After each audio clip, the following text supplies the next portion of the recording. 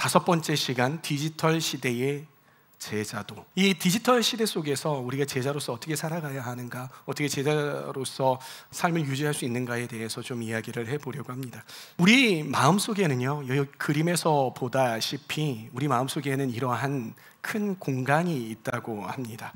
이 빈 공간은요, 사람들이 태어날 때부터 있었던 공간입니다. 사람들은요, 이 공간이 자신에게 있다는 것을 본능적으로 알고 있습니다. 그래서 이 공간을 메우기 위해서 참 여러 가지로 노력을 하곤 합니다.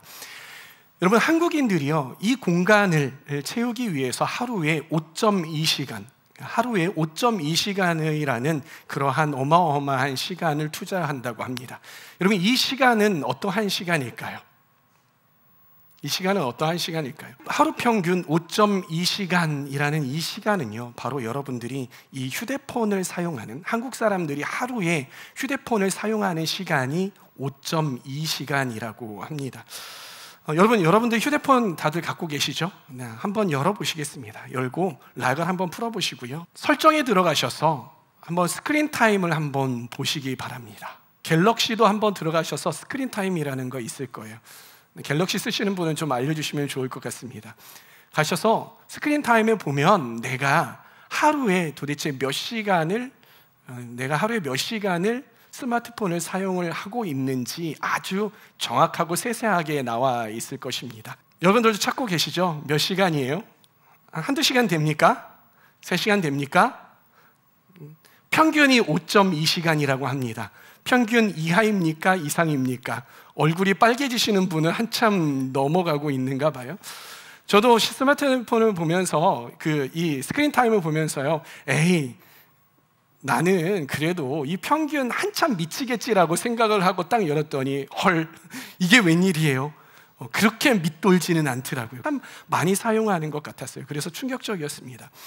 여러분, 한국인이 이렇게 하루에 5.2시간이라는 이 시간을요, 휴대폰을 사용하는데요, 세계에서 몇 위일까요? 세계에서 5위라고 합니다. 그리고요, 국민 4명 중에 1명, 약 25%죠. 4명 중에 1명은요, 스마트폰을 사용하는 것을 조절하기 어려운 스마트폰 과의존 증후군, 과의존 위험군에 속한다고 합니다. 여러분들 중에서도 궁금하시지 않습니까? 내가 스마트폰 과의존 위험군에 속하고 있지 않은지 제가 5개의 체크할 수 있는 체크 목록을 준비했어요. 손을 한번 이렇게 들어보세요. 좀 창피하신 분은 밑으로 내리셔도 돼요. 아무튼 5개의 질문이니까요, 5개를 한번 펴시고, 자, 화장실을 갈 때 내가 휴대폰이 없으면 안 된다라고 생각하시는 분 하나 접어. 네. 화장실을 갈 때 휴대폰 없이 나는 갈 수 없다, 나는 반드시 휴대폰을 들고 간다, 한 10번 가면은 그래도 7, 8번은 휴대폰을 가지고 간다. 화장실에 딱 들어갔는데 아차, 휴대폰 안 갖고 왔어 해서 나가서 다시 갖고 들어온다, 접어.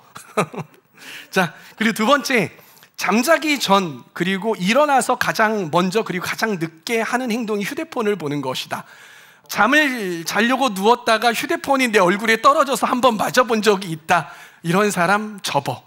네, 접어보시고, 대중교통을 이용할 때에 휴대폰이 없으면 안 된다. 책을 보거나 다른 것들을 하지 않고 휴대폰을 보고서는 이렇게 한다. 휴대폰 없이 대중교통 이용하는 거 내가 상상하기 조금 어려운데 라는 분 접어 주시고요. 접으셨습니까? 휴대폰을 사용을 하다가 내 휴대폰의 배터리가 10% 정도 됐어. 10%에서 9% 이제 빨간불이 들어오기 시작을 했단 말이죠. 이럴 때 이거 안 되겠는데 가슴이 조금 두근거리고 두근거리지는 않을지라도 이거 어떻게 충전해야지, 바로 충전해야겠다라는 그런 강박이 있는 사람. 괜찮아, 꺼지면 꺼지는 거지 이런 생각은 괜찮고요. 이거 꺼지면 안 되겠는데 라는 그런 생각이 들어서 편의점에 가거나 어떻게 해서든지 스마트폰을 충전을 시키려고 하는 사람. 예를 들어서 내가 음식점에 갔어요. 10%예요. 카운터 가가지고 한번 꽂아봤다, 접어. 네. 그리고 마지막입니다. 식사 중에 내가 밥을 먹을 때 스마트폰이 있어야 하는 사람. 식사할 때 스마트폰이 있어야 하는 사람 접어. 네. 3개 이상이면 여러분도 스마트폰 과의존 증후군, 그러니까 위험군일 수 있습니다. 여러분들 괜찮죠? 스마트폰 너무 의존하고 있지는 않죠?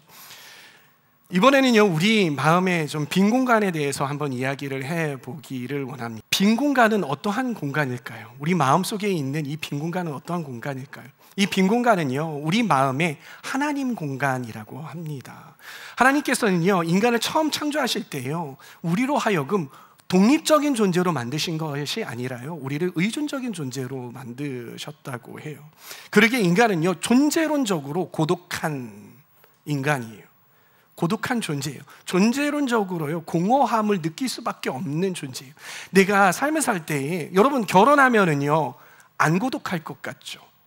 결혼을 하고 배우자가, 내가 너무나도 사랑하는 배우자가 옆에 있어도요, 어떨 때 나는요, 고독함을 느낀다라는 거예요. 그건 왜 그러냐면요, 하나님께서 우리를 만드실 때 배우자가 있어도, 아주 친한 친구가 있어도 우리는 외로움과 고독함을 느낄 수밖에 없는 그러한 존재라는 거예요. 성경적으로는요, 이것을 무엇이라고 말하면 영적인 갈망이라고 하고요, 영적인 목마름이라고 이야기를 한다고 합니다. 그래서 사람들은요, 그 공간을 채우기 위해서 많은 것들을 그 공간에 마구마구 쏟아붓는 거예요.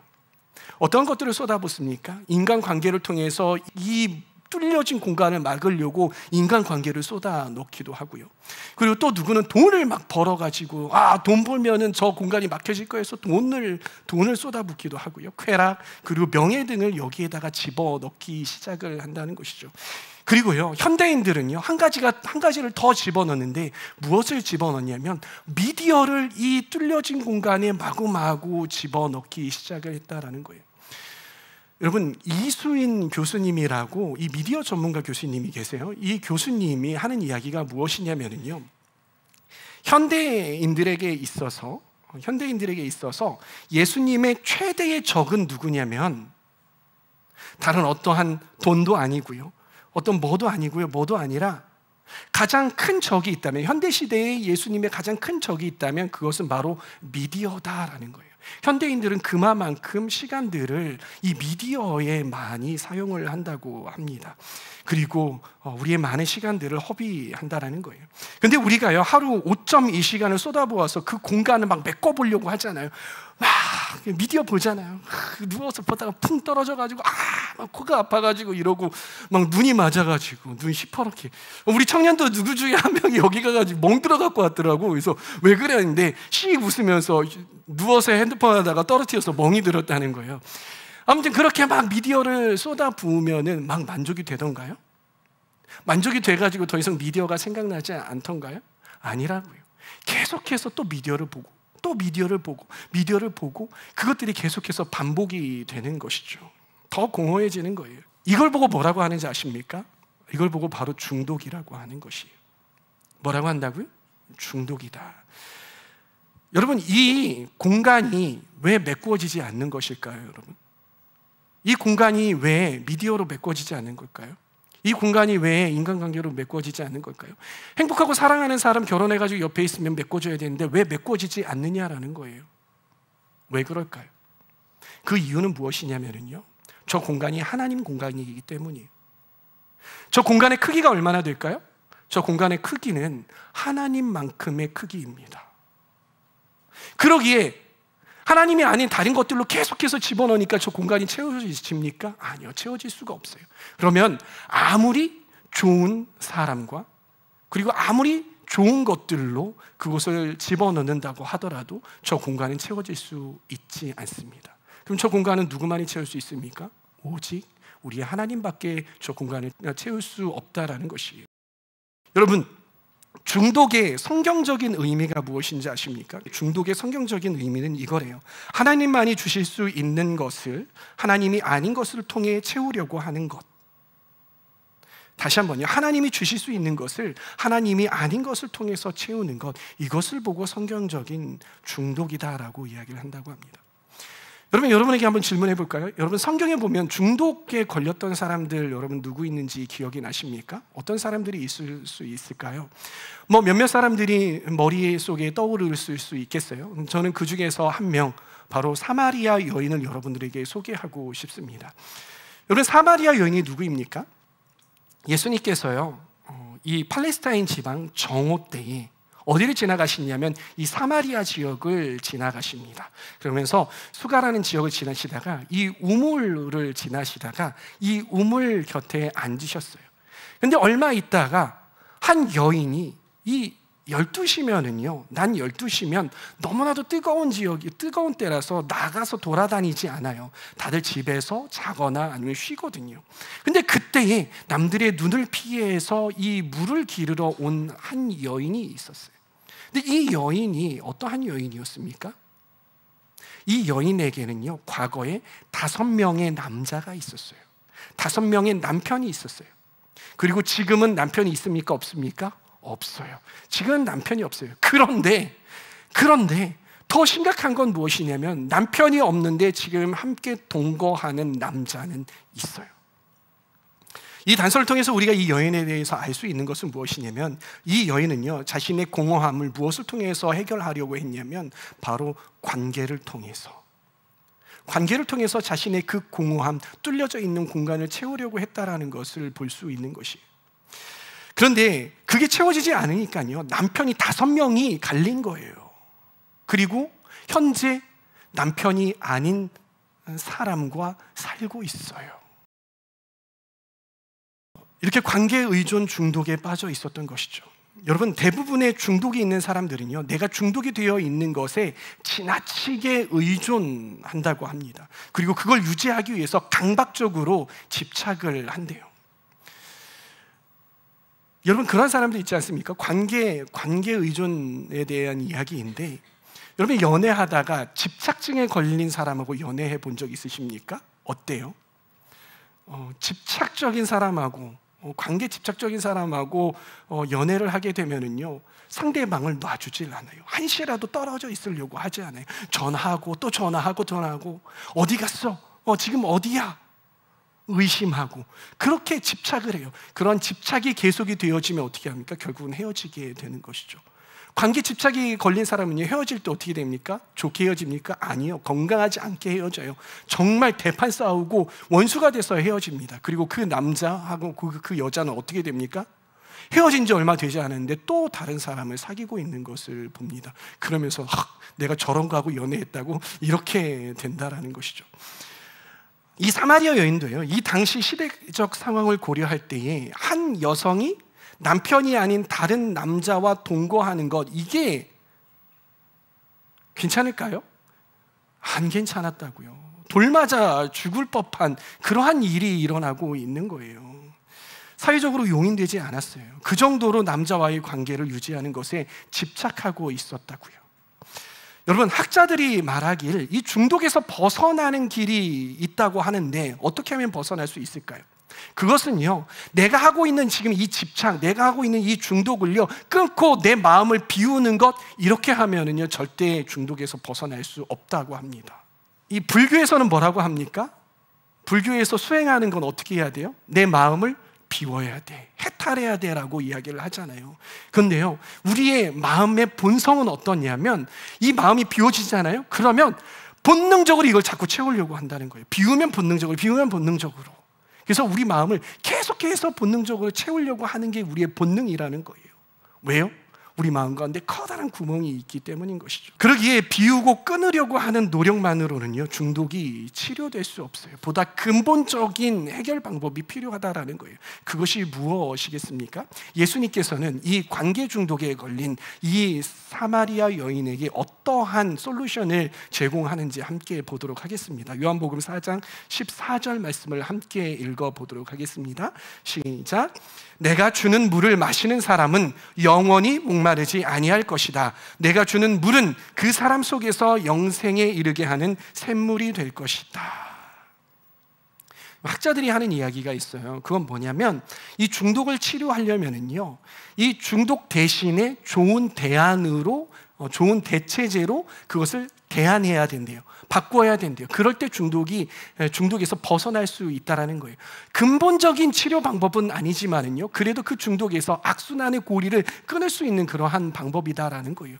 예수님께서는 이 사마리아 여인에게 이 중독을 끊을 수 있는, 관계 중독을 끊을 수 있는 솔루션을 제공하셨는데 그 솔루션이 무엇이겠습니까? 그것은요, 너의 빈 공간을 사람으로 채우려고 해서는 안 돼.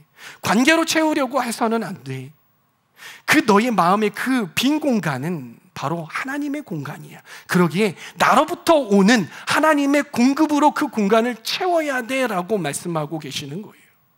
할렐루야, 할렐루야. 그러기에 우리 마음속에 있는 이 공간, 이 중독이 있다면요, 누구로 채워야 된다고요? 하나님께로부터 오는 그 공급으로 채울 때 우리는 이 중독에서 벗어날 수 있다는 사실을 기억해야 합니다. 그리고 그 선순환의 고리를 만들어야 돼요. 하나님의 공급으로 계속해서 우리를 채우게 하는 선순환의 고리를 만들 때 우리는 중독에서 벗어날 수 있다는 것입니다. 그래서 저는요, 오늘 선순환을 만드는 몇 가지 습관 내지는 대안을 여러분들에게 제시해 보려고 합니다. 그 중에 첫 번째는 무엇이냐면 바로 독서를 하라는 것입니다. 함께 따라해 봅시다. 독서를 합시다. 여기 한번 볼까요? 저건 책이 아니라 책에다가 제가 좀 집어넣은 건데, 윌리엄 위즈워즈는 이러한 이야기를 했대요. 책은 한 권 한 권이 하나의 세계다.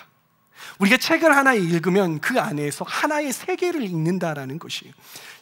여러분들은 2024년이 거의 다 지나갔는데 호기롭게 나는 올해 100권이 되는 책을 읽겠어라고 시작을 했거나 아니면 50권 아니면 10권 이상의 책을 읽겠어라고 시작을 하셨잖아요.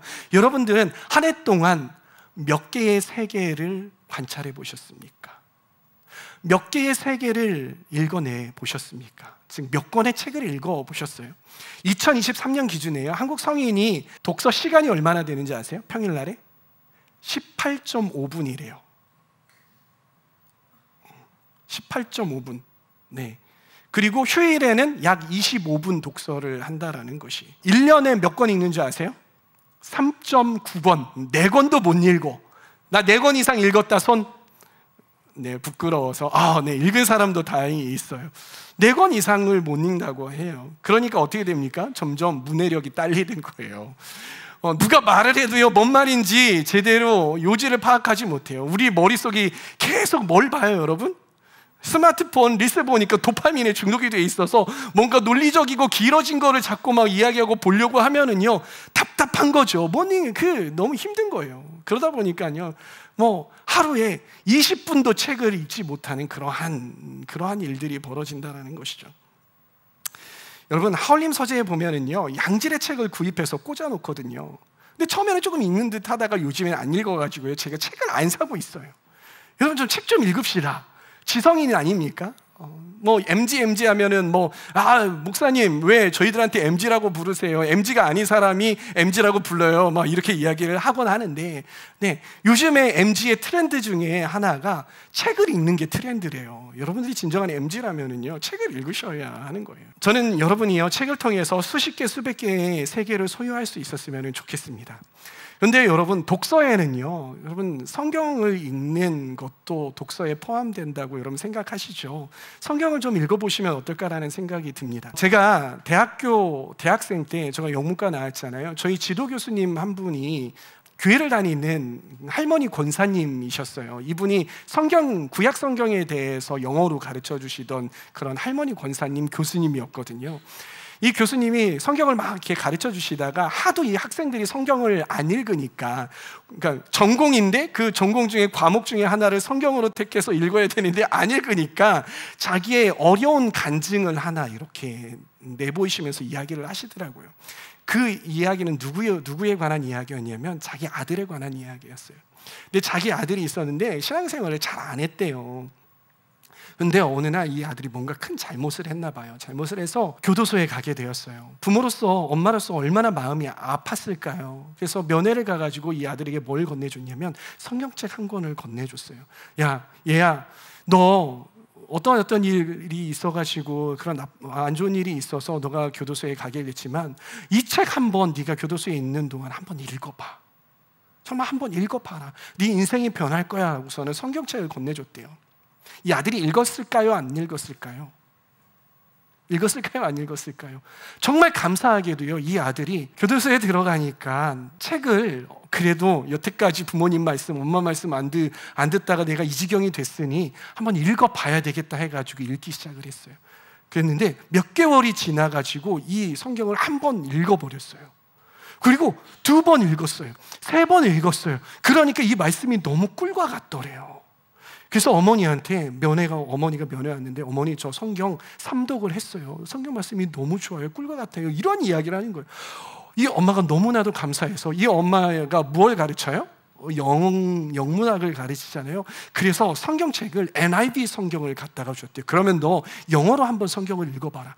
근데 이 아들이 이 영어로 된 성경을 읽었을까요? 안 읽었어요? 읽었어요. 영어로 된 성경을 1번, 2번, 3번 읽기 시작을 했어요. 그리고 어느덧 출소하는 날이 다가왔어요. 근데 놀랍게도요, 이 아들이요, 이전과는 같은 삶을 살지 않기 시작을 했어요. 하나님께서 원하는 삶을 살기 시작을 했고요. 그리고 세계를 돌아다니면서요, 영어 성경책을 읽기 시작을 하니까 또 영어도 눈에 띄게 된 거예요. 그러다 보니까는요, 세계를 돌아다니면서 하나님의 말씀을 전하고 또 복음을 전하고 그리고 선한 일들을 행하는 그러한 사람으로 변화되었습니다라는 그러한 고백을 하시더라고요. 여러분, 성경은요, 이 과거에도요, 우리의 인생을 변화시키기에 충분한 책이었습니다. 그리고 성경을 읽음으로 인하여서 인생이 변화되었다라고 하는 간증들은 지금 이 시간에도 정말 수도 없이 들려오고 있습니다.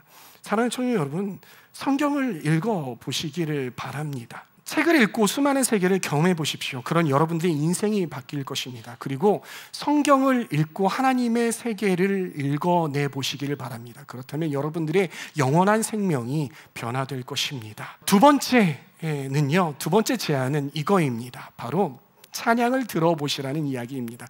요즘 젊은 세대들은요, 음악에 대한 관심이 굉장히 큰 것 같아요. 어떻게 그거를 느끼냐면요, 예전에는요, 음악을 좋아하거나 음악 업계에 있거나 정말 이 극소수만 헤드폰을 끼고 다녔거든요. 그 이어폰도 막 좋은 브랜드 막 이렇게 끼고 다녔거든요. 그런데요, 요즘에는요, 이 조금 음악에 관심이 있다 하는 이 청년들은요, 정말 헤드폰 막 좋은 거 끼고 다니고요, 음질이지 막 이러면서 막 그러한 헤드폰을 끼고 다니더라고요. 제가 얼마 전에요, 한국의 노래가 하나가 빌보드 차트에 올랐다라고 막 신문에 대문짝하게 나와가지고 우와 뭐야 하고서는 봤더니 아파트라는 노래가 빌보드 차트에 올랐대요. 제가 처음에 무슨 생각을 했냐면, 아파트? 그 윤수희 씨의, 차마 뽕필이 조금 충만하기 때문에 하면은 얘가 조금 창피하니까, 부르면 조금 창피하니까, 아무튼 그 아파트가 누가 이렇게 리메이크 한 줄 알았어요. 그냥 모르는 것 같아요. 다리를 건너 하면서 이 노래가 올라온 줄, 왜 저기 올라갔지? 막 그런 줄 알았어요. 그런데 로제라는 가수가, 그렇죠? 로제 씨라는 가수가 브루노 마즈? 그분하고 뭐 콜라보 해가지고 했는데 그게 막 올라갔다라는 이야기를 있어서, 그럼 나도 이제 나름대로 MG의 끝자락이 목사니까 한번 들어봐야지 해가지고 들어봤는데 너무 중독성이 강해요. 채영이가 좋아하는 랜덤 게임, 아파트 막 하면서 이렇게 하더라고요. 네.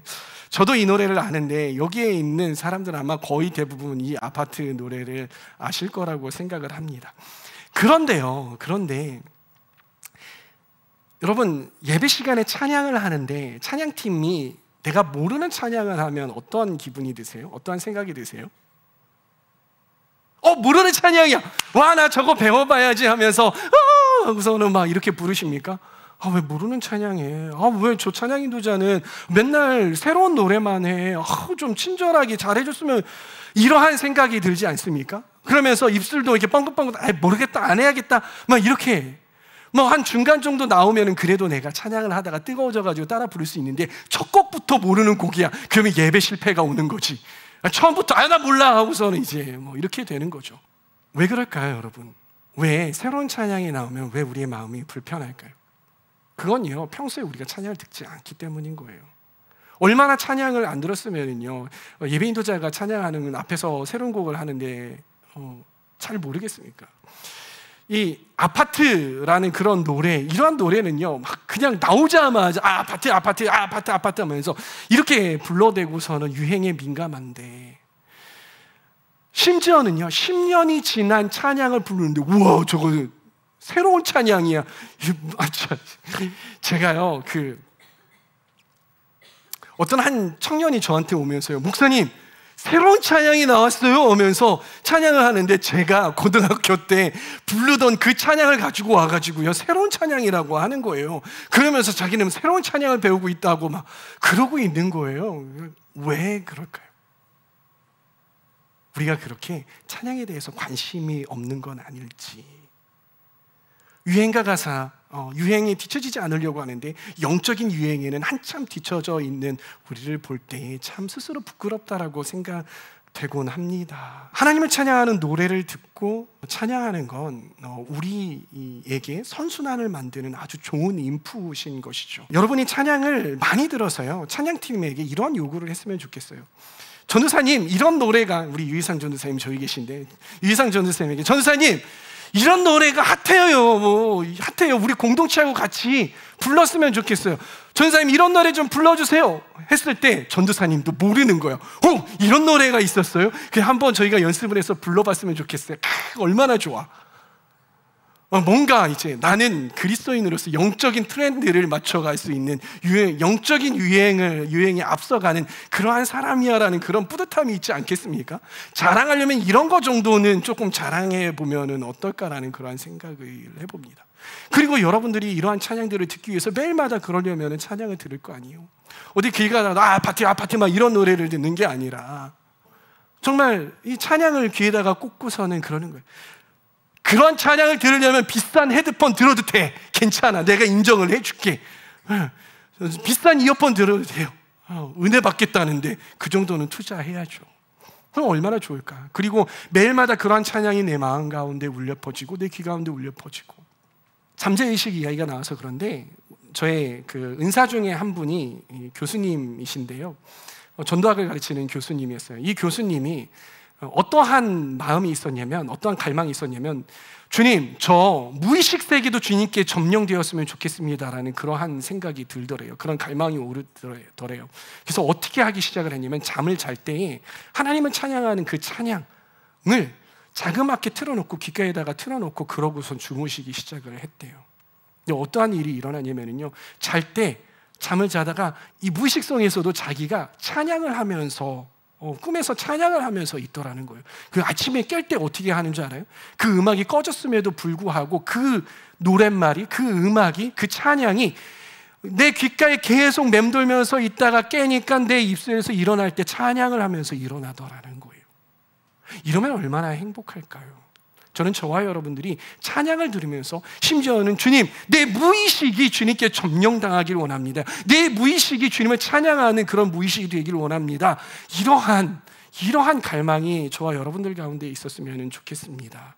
아파트만 듣지 마시고 찬양도 열심히 듣고 불러보면 좋겠습니다. 그래서 여기 나중에 한번 찬양 대회를 한번 하는 거예요. 에어팟 한 번 더 걸죠. 1등 하는 사람 에어팟 하나 더. 에어팟 정도는 해야 찬양대회 상품권. 세 번째는요, 건전한 크루에 한번 참여해 보시면 어떨까라는 그러한 제안입니다. 여러분, 사람은요 혼자 하면 지속적으로 뭔가를 오래 하기가 어려워요. 쉽게 포기하게 되더라고요. 여러분 다들 연초에 어떻게 했습니까? 나 미라클 모닝 해야지. 6시에 일어나가지고 미라클 모닝 해야지. 막 다들 여기 있는 3분의 1들이 저 미라클 모닝 하겠습니다 그랬는데, 지금 미라클 모닝 하고 계시는 분 계십니까? 네, 한두 분 계시더라고요. 제가 이따가 이야기를 할게요. 그런데요, 오래 할 수 있는 방법이 있어요. 그건 뭐냐면요, 다른 사람들과 함께 하면은요 규칙적으로 오래 할 수 있게 되는 것이에요. 여러분들은 다른 사람들과 무엇을 계속해서 해가십니까? 혹시 PC방에 가서 게임 막 하는 그런 크루를 만들어가지고 그거는 열심히 하고 계시진 않습니까?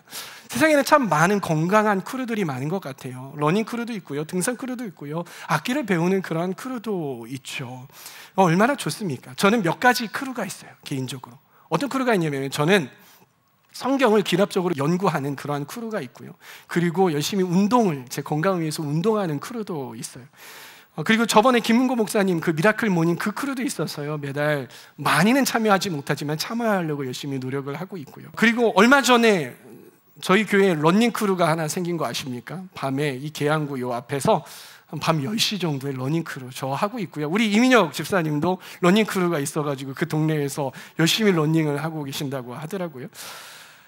좋은 것을 습관을 들이려고 할 때에 잘 안 된다고 하면은요, 크루를 한번 형성을 해서 크루를 한번 형성을 하고 만들거나 아니면 조인을 한번 해보시기 바랍니다.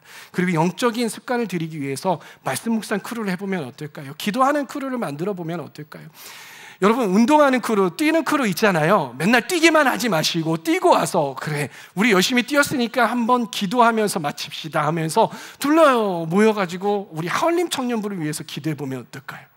우리 목사님을 위해서 기도해보면 어떨까요? 회장님들을 위해서 기도해보면 어떨까요? 그러고서는 박수치고선 돌아가면 얼마나 좋은 선순환이 될까요? 우리 주현교 간사님이 미라클 모닝 크루를 만들어서 시작을 했어요. 우리 회장님이 열심히 이건 한번 해봐야죠 해가지고서는 자기가 콕 껴서 시작을 했대요. 그런데 몇 명 안 하고 있다고 합니다. 여러분, 아침을 깨워서 아침 상쾌하게 시작하고 아침이 하나님의 것이 되게 하시려고 하시는 분들, 몇 시라고요? 6시 반. 6시 반에 줌으로 아침에 일어나서 말씀 묵상도 하고 성경도 읽고 하는 그러한 시간이 있다고 합니다. 한번 참여해 보시면 얼마나 좋을까요?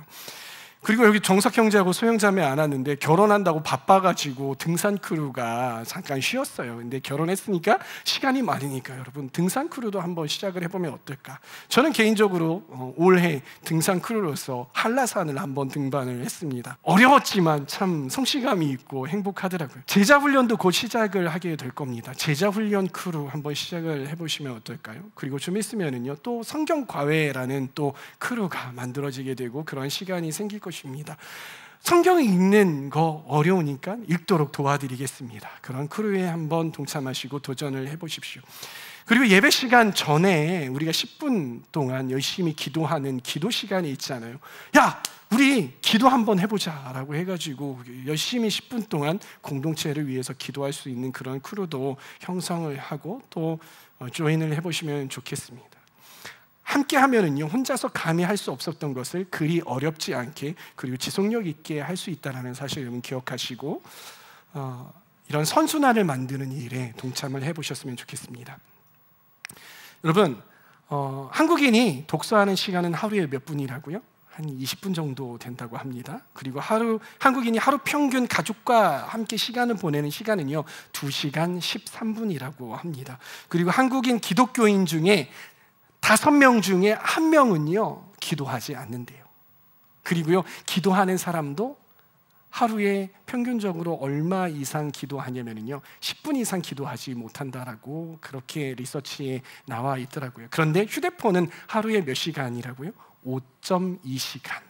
하루에 5.2시간. 하루에 5.2시간 여러분들 마음에 그렇게 와닿지 않을 수도 있을 것 같아요. 근데 하루에 5.2시간이라는 의미는요 1년이면 1898시간이에요. 그러니까 2.6개월이나 된대요. 1년이 몇 개월이에요? 12개월이죠. 그러니까 올해 한 해 여러분들이 평균적으로 5.2시간이라는 그 시간을 휴대폰을 했다고 여러분들 스크린에 나와 있다면요, 여러분들이 1월, 2월 그리고 3월 중순까지 휴대폰만 붙들고 있었던 거예요. 밥도 안 먹고 뭐도 안 하고요, 휴대폰만 계속 보고 있었던 거예요. 그러니까 3월 중순까지 여러분들의 인생은 휴대폰과 함께 다 날아가 버린 거가 되는 것이죠. 10년이면은요 18,980시간이래요. 10년 중에 약 2년 2개월이 휴대폰과 함께 보낸 시간이라고 합니다. 30년은요 56,940시간, 그러니까 약 6.5년이 날아간 거죠. 그리고 50년, 여러분들이 계속해서 이 패턴을 유지해서 50년을 더 산다면은요 94,900시간을 휴대폰하고 살았는데 이것은요 약 10.83년, 그러니까 10년이 넘게, 50년 동안 10년이 넘게 여러분들이 휴대폰을 보고 있는 거예요. 어때요 여러분? 아주 유쾌하십니까? 씁쓸하죠. 사랑하는 청년 여러분, 인생의 황금기와 같은 이러한 청년의 시기에 여러분의 시간을 누구를 위해서 사용하십니까? 여러분의 시간을 나를 위해서 사용하게 되면 어떠한 패턴이 빠지게 되냐면요, 이 허망한 이 뚫려져 있는 이 마음, 이 공간을요 허망한 것으로 채우려고 하게 되고요, 그렇게 되면은 중독에 빠지게 됩니다.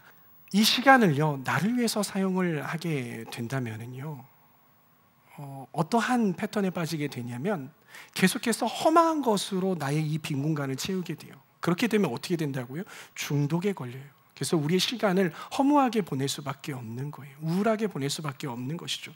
전도서에서는 뭐라고 하냐면 청년의 때의 창조주를 기억하라고 합니다. 그리고 오늘 말씀에서 예수님은 뭐라고 말씀하시냐면 내가 주는 물을 마시는 사람은 영원히 목마르지 않을 것이라고 해요. 이 청년의 시기에 우리의 빈 공간, 이 빈 시간을요 하나님으로 채울 때에만 우리의 허망한 중독이 멈출 수 있게 된다는 사실을 기억하시고, 그리고 진정한 만족감을 얻을 수 있다는 사실 기억하시기 바랍니다. 여러분 기억하십시오. 우리의 창조주는 하나님이십니다. 그런데 이 하나님은 우리를 창조하실 때 우리의 마음의 공간을 뚫어 놓으셨습니다.